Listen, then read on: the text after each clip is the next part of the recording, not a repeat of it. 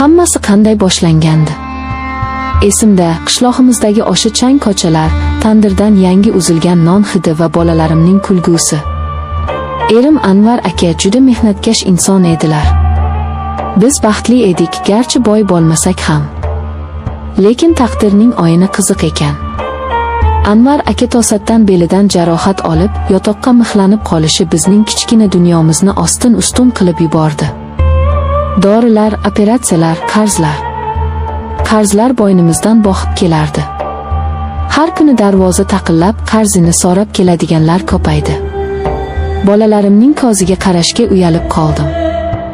Men ketaman, Anvar aka dedim bir kuni kechqurun. Rossiyaga ketaman.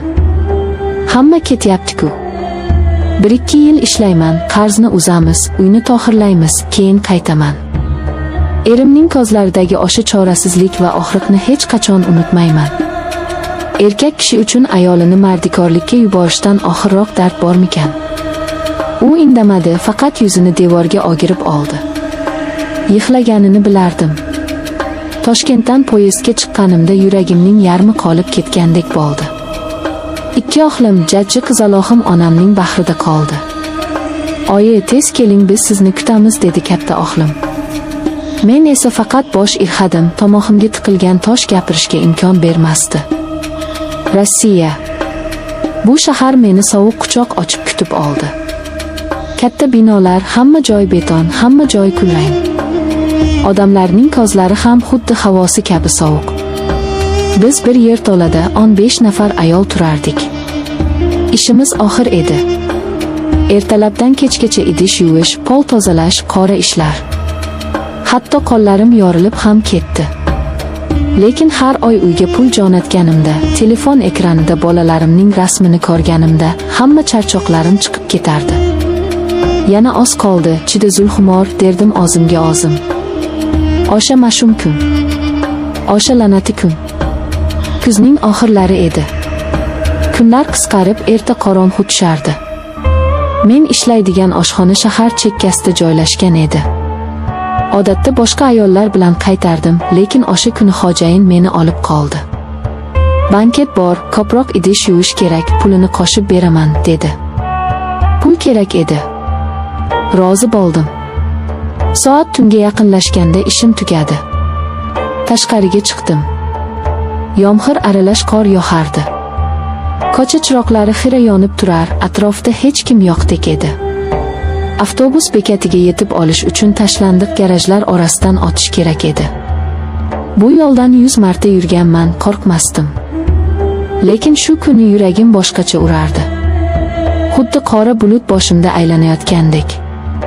Garajlar orasiga kirganimda orqamdan oyoq tovushlarini eshitdim. Burilib qaradim.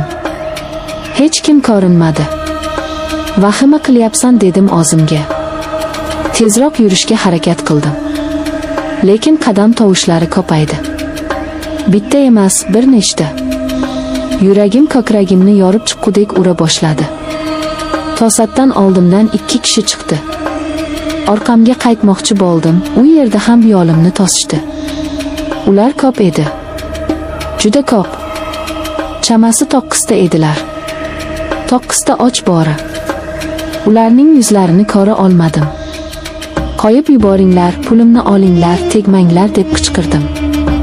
Ovozimdagi titroq o'zimga ham eshitildi. Ulardan biri, eng baland bo'ylisi, xoxolab kuldi. Bu kulgi insonning kulgisiga o'xshamasdi, bu jahannamdan chiqqan iblisning nolasiga o'xshardi. "Bizga puling kerak emas, krasavitsa", dedi u. Shu on dunyo ko'z o'ngimda qoraydi. Qochmoqchi bo'ldim, lekin oyoqlarim menga bo'ysunmadi. Ular meni orab olishdi. 9 kishi. Bir ojiza ayolga qarshi 9 nafar erkak. Bu qanday pastkashlik? Bu qanday vahshiylik? Men qarshilik ko'rsatdim, tishladim, tepdim, yig'ladim, yalinib yolvordim.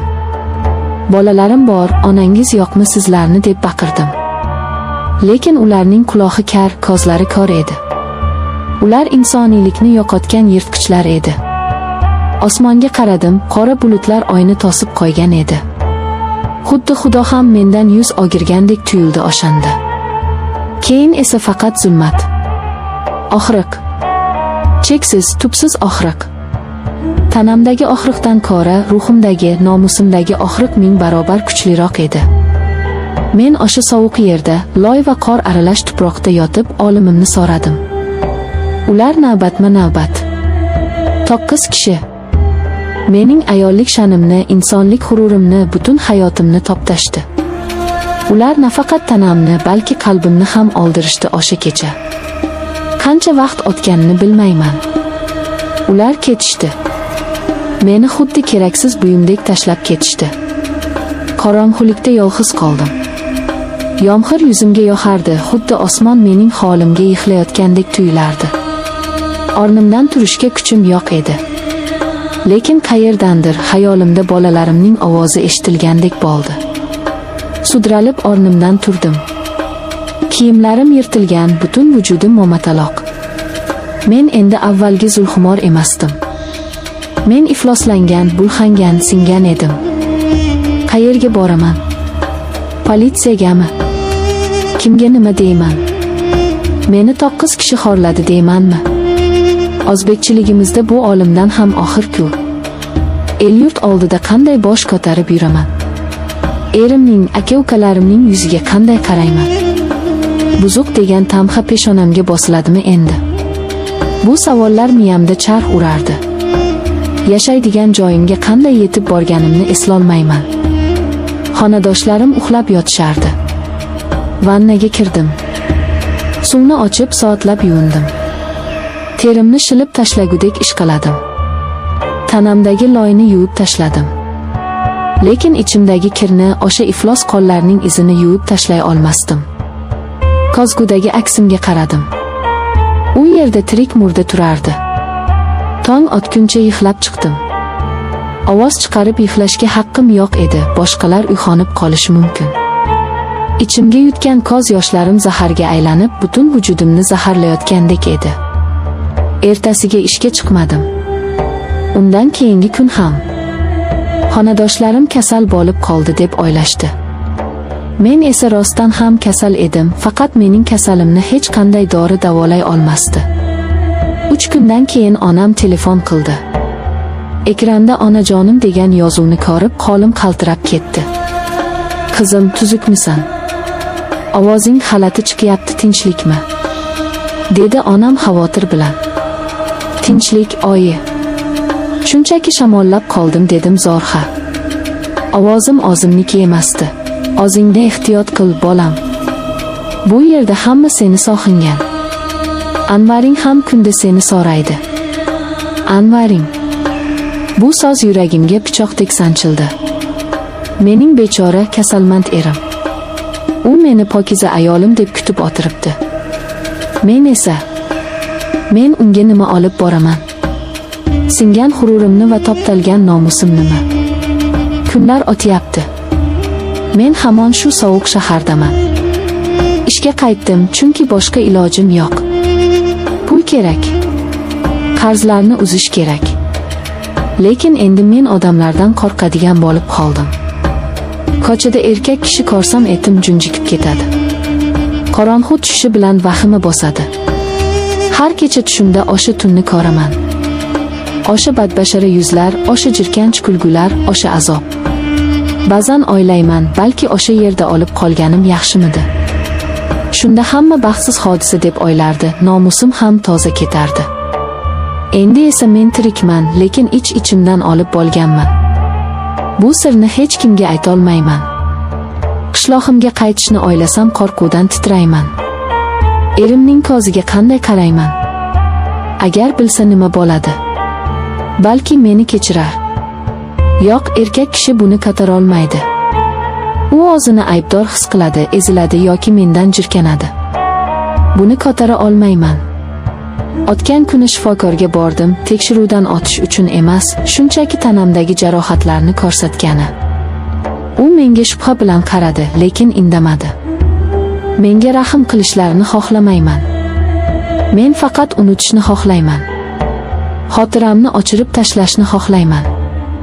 Hozir deraza oldida o'tiribman. Tashqarida qor yog'yapti. Oppoq, beg'ubor qor. U hamma narsani yopib ketyapti. Qaniydi mening dardimni ham shunday yopib ketsa. Men Zulxumor. Bir vaqtlar baxtli ayol, quvnoq ona edim. Hozir esa kimligimni bilmayman. Men taqdirning charxpalagida ezilgan, musofir yurtda xazon bo'lgan bir gulman. Faqat bitta narsa meni ushlab turibdi. Bolalarim. Ular uchun yashashim kerak. Ular uchun bu azobni, bu sharmandalikni ichimga yutib, tishimga qo'yib ishlashim kerak. Toki ular hech qachon muhtoj bo'lmasin, toki ular hech qachon men ko'rgan kunlarni ko'rmasin. Lekin Xudodan so'rayman. Ey buyuk zot, bu dunyoda adolat bormi? Meni xorlagan o'sha 9 kishi hozir issiq uylarida, balki o'z oilalari bahrida kulib o'tirgandir. Ularning vijdoni qiynamaydimi? Yoki bu dunyoda kuchlilar va vahshiylar uchun qonun yo'qmi? Javob yo'q. Faqat shamol uvillaydi. Va men yana o'sha sovuq to'shakka yotib tong otishini kutaman. Tunsiz, zulmatsiz tongni orzu qilib.